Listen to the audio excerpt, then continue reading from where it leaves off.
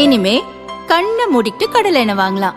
ஏன்னா மந்த்ரா கடலை எண்ணெய் இதயத்தின் தயாரிப்பு. வறுக்க பொரிக்க ஏன் எல்லா சமையலுக்கும் மந்த்ரா தான். மந்த்ரா கடலை எண்ணெய், அபார ருசி, ஆரோக்கியமான உடல் நலம். வணக்கம். செய்திச் சுருக்கம். திமுகவை முடக்க பலே திட்டம், அமித்ஷா கையில் முக்கிய கோப்புகள். சசிகலாவுக்கும் செக், பழனிசாமியின் மாஸ்டர் பிளான். திமுக அமைச்சர்கள் சசிகலா தொடர்பான முக்கிய கோப்புகளை மத்திய அமைச்சர் அமித்ஷாவிடம் அதிமுக பொதுச் செயலர் பழனிசாமி வழங்கிய தகவல் வெளியாகியுள்ளது. இது குறித்து பாரதிய ஜனதா வட்டாரங்கள் கூறியதாவது: திமுக ஆட்சியில் பல ஆயிரம் கோடி ரூபாய்க்கு ஊழல்கள் நடந்துள்ளன. அந்த பணத்தை வரும் தேர்தலுக்கு வாக்காளர்களுக்கு வாரி இறைக்க அக்கட்சியினர் திட்டமிட்டுள்ளனர். டெல்டா மற்றும் தென் மாவட்டங்களில் அதிமுக ஓட்டுகள் சிதறக்கூடாது என்பதற்காக தேசிய ஜனநாயக கூட்டணியில் அமமுகவை சேர்க்க பாரதிய ஜனதா முழுவீச்சில் ஈடுபட்டு அதை சாதித்துள்ளது. அதை குலைப்பது போல அரசியலில் ஒதுங்கியிருந்த ஜெயலலிதாவின் தோழி சசிகலா தற்போது புதிய கட்சியை ஆரம்பிக்கப் போவதாக தெரிவித்துள்ளார். சசிகலாவால் அமமுக ஓட்டுகள் சிதற வாய்ப்புள்ளது. இதனால் திமுகவினர் வாக்காளர்களுக்கு பணத்தை வாரி இறைப்பதை தடுக்க வேண்டும், சசிகலாவை முடக்க வேண்டுமென அதிமுக கருதுகிறது. எனவே மத்திய உள்துறை அமைச்சர் அமித்ஷாவை டெல்லியில் சந்தித்த போது ஆளுங்கட்சியினர் பணத்தை பதுக்கியுள்ள இடங்கள், சசிகலா பின்னணி குறித்த ஆதாரங்கள் தொடர்பான முக்கிய கோப்புகளை பழனிசாமி வழங்கியுள்ளார். தேர்தல் தேதி அறிவிக்கப்பட்டதும் பதுக்கியுள்ள பணத்தை வருமான வரித்துறை, அமலாக்கத்துறை வாயிலாக பறிமுதல் செய்து ஆளுங்கட்சியினர் பணபலத்தை முடக்குமாறும் வலியுறுத்தியுள்ளார். ஆனால் அமித்ஷா பழனிசாமிக்கு எந்த உறுதியும் வழங்கவில்லை என அந்த வட்டாரங்கள் தெரிவித்தன. பொது பிரச்சினையை கிளப்பிய கூட்டணி கட்சிகள், பழனிசாமிக்கு நெருக்கடி. சட்டசபை தேர்தல் தேதி எப்போது வேண்டுமானாலும் வெளியாகலாம் என்ற நிலையில் திமுக கூட்டணியில் 20க்கும் மேற்பட்ட கட்சிகள் இணைந்துள்ளன. காங்கிரஸ், முஸ்லீம் லீக், மனிதநேய மக்கள் கட்சி உள்ளிட்டவற்றுக்கு தொகுதிகள் ஒதுக்கப்பட்டுள்ளன. ஆனால் அதிமுக கூட்டணியில் இதுவரை தொகுதி பங்கீட்டு பேச்சு துவங்கவில்லை. திமுக கூட்டணியில் காங்கிரசுக்கு 28 தொகுதிகள், ஒரு ராஜ்யசபா எம்பி பதவி வழங்கப்பட்டுள்ளதை சுட்டிக்காட்டி 40 தொகுதிகள் வேண்டுமென அதிமுகவிடம் பாரதிய ஜனதா வற்புறுத்தி வருகிறது.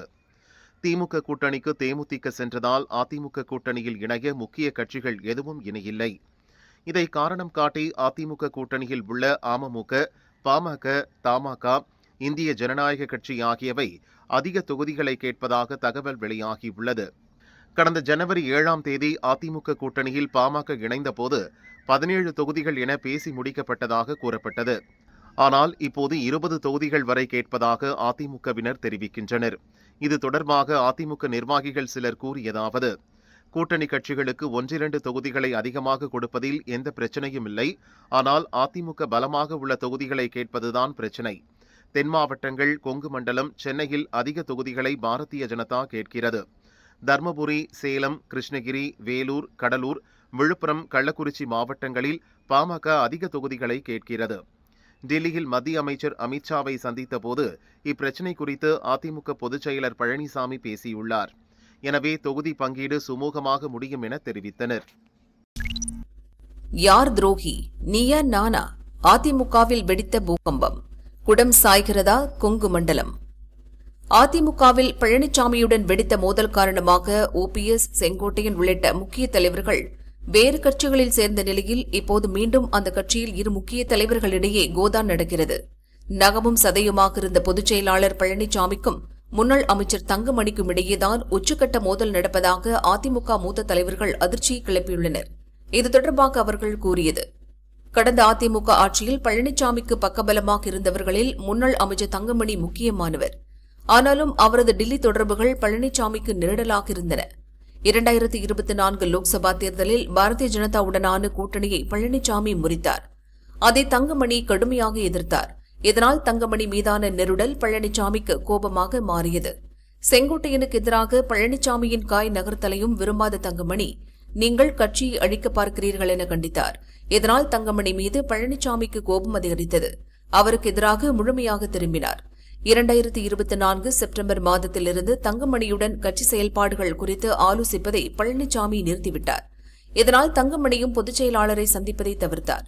மக்களை காப்போம், தமிழகத்தை மீட்போம் என்ற பழனிசாமியின் சுற்றுப்பயண தொடக்க நிகழ்ச்சி கோவையில் நடந்தது. அதை தங்கமணி புறக்கணித்தார். இதனால் தங்கமணியின் சொந்த மாவட்டமான நாமக்கல்லில் தனது பிரச்சார சுற்றுப்பயணத்தை நடத்தாமல் தள்ளி போட்டார் பழனிசாமி. பின்னர் முன்னாள் அமைச்சர் வேலுமணி தலையிட்டு நாமக்கல்லில் பழனிசாமி பிரச்சார கூட்டத்தை நடக்க வைத்தார்.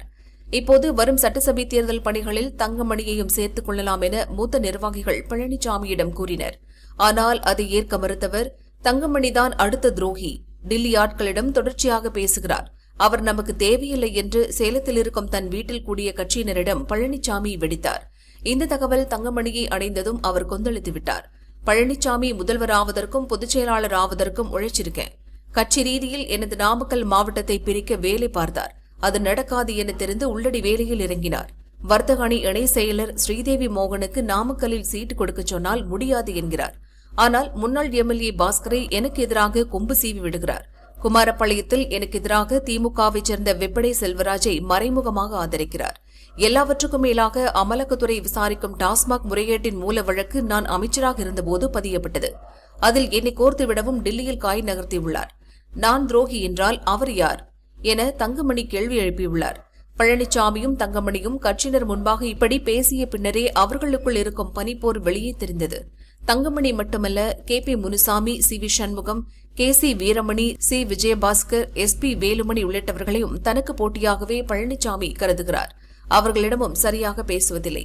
தேர்தல் நிதி விவகாரத்திலும் ரகசியம் காக்கிறார். அதனால் அவர் மீது முன்னாள் அமைச்சர்கள், மாவட்ட செயலாளர்கள் மட்டுமின்றி பாரதிய ஜனதா தலைவர்களும் அதிருப்தியில் உள்ளனர். தேர்தலை சந்திக்க வேண்டிய நேரத்தில் பழனிசாமி இப்படி நடந்து கொள்வது கூட்டணிக்கு நல்லதல்ல என்கின்றனர் மூத்த தலைவர்கள். ராஜ்யசபா சீட்டும் இல்லை, அதிக தொகுதிகளும் இல்லை, கரார் காட்டும் திமுக, குமுறும் விசிக.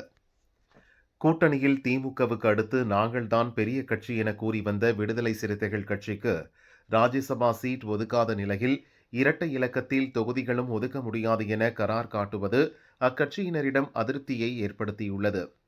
திமுக கூட்டணியில் இடம்பெற்றுள்ள விடுதலை சிறுத்தைகள் கட்சி இம்முறை அதிக தொகுதிகளை பெற முயற்சித்து வருகிறது. கூடவே கூட்டணியில் திமுகவுக்கு அடுத்து நாங்கள்தான் பெரிய கட்சி என அக்கட்சி நிர்வாகிகள் சொல்லி வருகின்றனர். அதன்படி தமிழகத்தில் 12 தொகுதிகள், புதுச்சேரியில் 3 தொகுதிகளில் போட்டியிட திமுக தலைமையிடம் விசிக கோரிக்கை வைத்துள்ளது.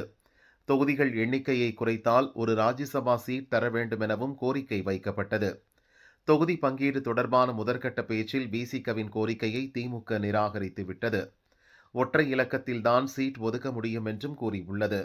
இதனால் கூட்டணிக்கு புதிய வரவான தேமுதிகவுக்கு ஒரு ராஜ்யசபா சீட் கொடுக்கப்பட்ட நிலையில் எங்களுக்கு ஒற்றை இலக்கத்தில் சீட் ஒதுக்குவதை ஏற்க முடியாது என விசிகக்கள் கொந்தளிக்கின்றனர்.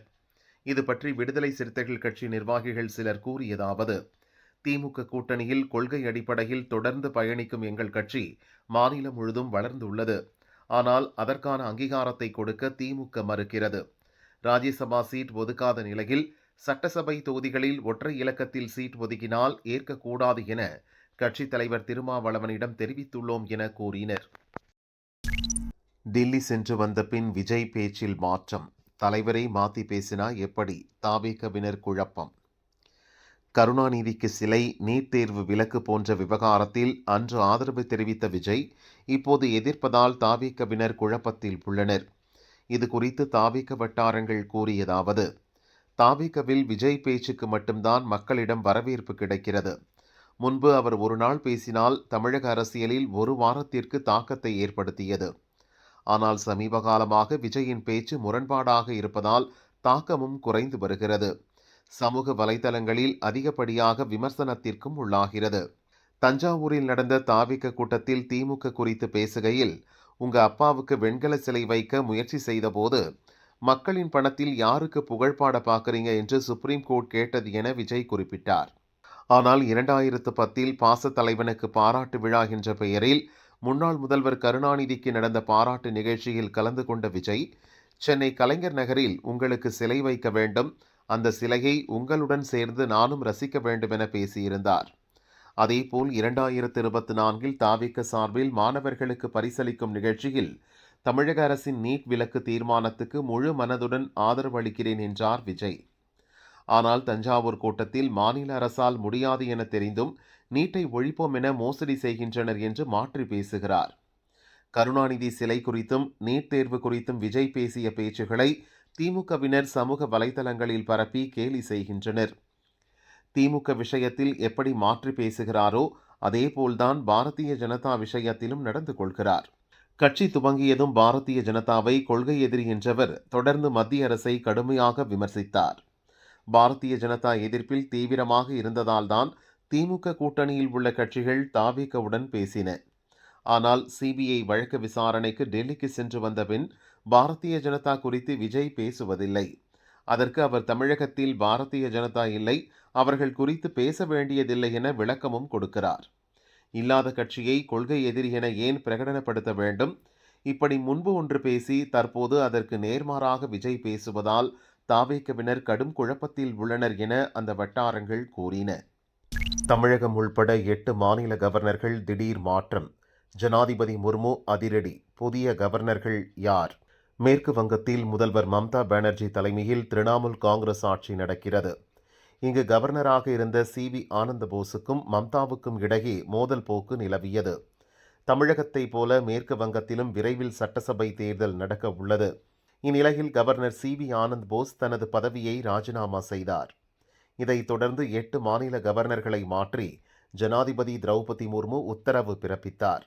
அதன்படி தமிழக கவர்னர் ரவி மேற்கு வங்க கவர்னராக நியமிக்கப்பட்டார். கேரள கவர்னர் ராஜேந்திர விஸ்வநாத் ஆர்லேக்கர் கூடுதலாக தமிழக கவர்னர் பொறுப்பையும் கவனிப்பார். ஹிமாச்சல பிரதேச கவர்னர் ஷிவ் பிரதாப் சுக்லா தெலுங்கானா மாநிலத்தின் புதிய கவர்னராகவும், தெலுங்கானா கவர்னர் ஜிஷ்ணுதேவ் வர்மா மகாராஷ்டிர மாநில கவர்னராகவும் மாற்றப்பட்டனர். முன்னாள் பீகார் அமைச்சர் நந்த் கிஷோர் யாதவ் நாகாலாந்து மாநில கவர்னராக நியமிக்கப்பட்டுள்ளார். ஓய்வு பெற்ற லெப்டினன்ட் ஜெனரல் சையத் அதா ஹஸ்னைன் பீகார் மாநிலத்தின் புதிய கவர்னராக பொறுப்பேற்கிறார். லடாக் துணைநிலை கவர்னர் கவிந்தர் குப்தா ஹிமாச்சல பிரதேசத்தின் கவர்னராகவும், தில்லி துணைநிலை கவர்னர் வினய்குமார் சக்சேனா லடாக் துணைநிலை கவர்னராகவும் மாற்றப்பட்டனர். அமெரிக்காவில் இந்தியாவின் முன்னாள் தூதராக இருந்த தரண்ஜித் சிங் சந்தோ தில்லி யூனியன் பிரதேசத்தின் புதிய துணைநிலை கவர்னராக நியமிக்கப்பட்டுள்ளார். இங்கிலாந்து அணியை சாய்த்து ஃபைனலுக்கு முன்னேறியது இந்தியா. ஐசிசி T20 உலகக்கோப்பை தொடரின் 2வது அரையிறுதிப் போட்டி மும்பையின் வான்கடை மைதானத்தில் நடந்தது. இந்தியா இங்கிலாந்து அணிகள் பல பரீட்சை நடத்தின. டாஸ் வென்ற இங்கிலாந்து அணி பவுலிங்கை தேர்வு செய்தது.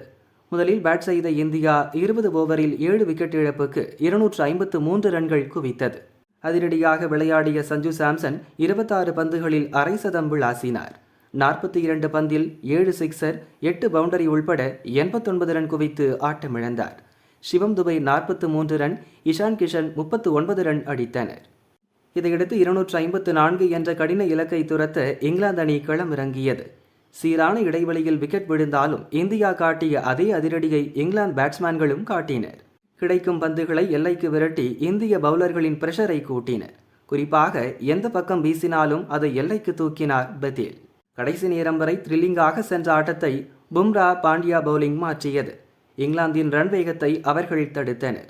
பதேல் விக்கெட்டுக்கு பிறகு ஆட்டம் இந்தியா கைக்கு திரும்பியது.